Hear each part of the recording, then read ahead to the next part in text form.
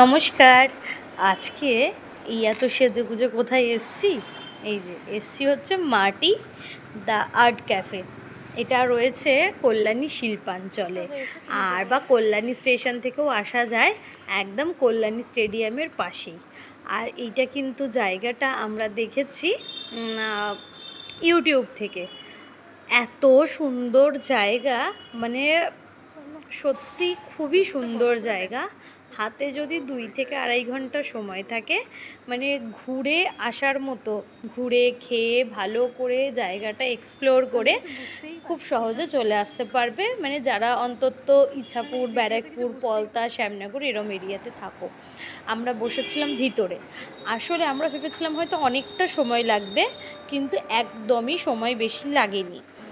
আমরা 3টে নাগাদ বাড়ি থেকে বেরিয়েছিলাম, আর টাইমের ট্রেনটা দেখেই গিয়েছিলাম। সেখানে খুব বেশি হলে আমরা 35 মিনিটের মধ্যে পৌঁছে গেছিলাম কল্যাণী, আর ওখান থেকে একটা টোটো ধরে আমরা এই জায়গাটায় পৌঁছে গেছি।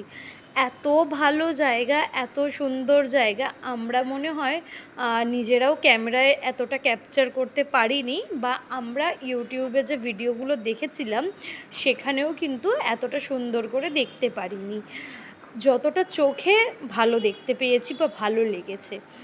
আমরা পৌঁছে গেছিলাম ওই প্রায় 4:10-15-র মধ্যেই, আর তখন কিন্তু বেশ ভালো রোদ ছিল, তাই আমরা ভিতরেই বসেছিলাম। কিন্তু যারা সন্ধেবেলা বিকেলে আসবে তারা এই সিটগুলোতে বসলে বাইরে, তারা কিন্তু বেশি ভালো করে দেখতে পাবে।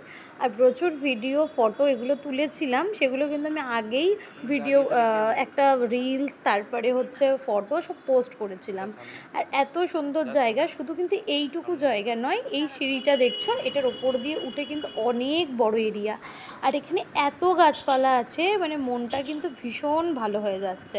আর প্রচুর পাখির আওয়াজ, নানা ধরনের, আমরা যেরকম কাঠবিড়ালি, তারপরে 2-3 রকমের বিড়াল এখানে দেখেছি।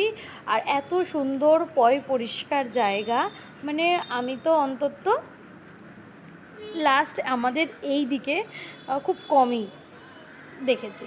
যাই হোক, তো আমরা কিন্তু ভিতরে বসে একটু মকটেলটা খেয়ে তারপরে কিন্তু আমরা পুরো জায়গাটা ঘুরে ঘুরে দেখছিলাম, যেহেতু এখন ফাঁকাই রয়েছে আর সন্ধেবেলা ভিড় হয়ে যাবে সেই জন্য।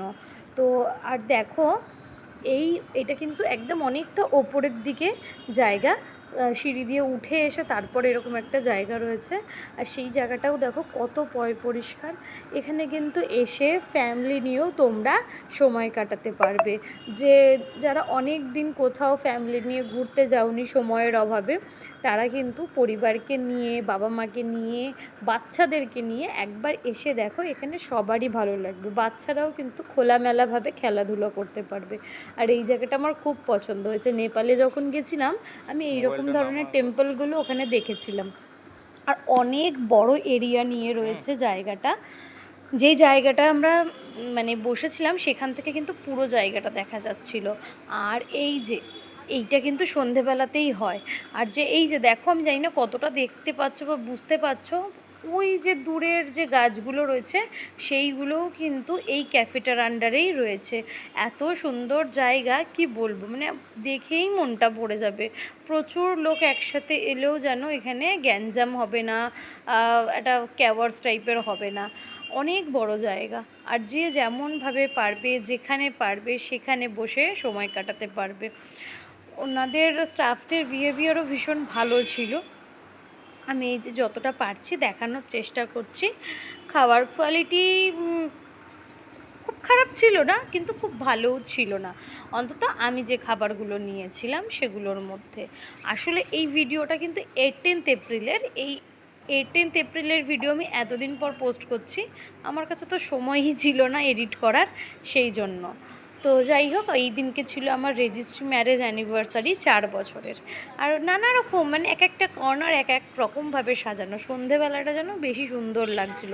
কিন্তু আমার যেহেতু বেবিকে বাড়িতে রেখে এসেছিলাম, সেই জন্য তাড়াতাড়ি করে ফিরতে হবে।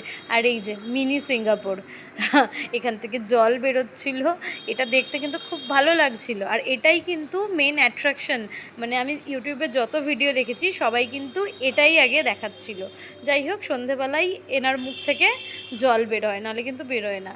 আর এই যে দেখো প্রায় 6টা মতো বাজে, এখন কিন্তু অনেকটাই ভিড় হয়ে গেছে। যাই হোক, টাটা, সবাই ভালো থেকো।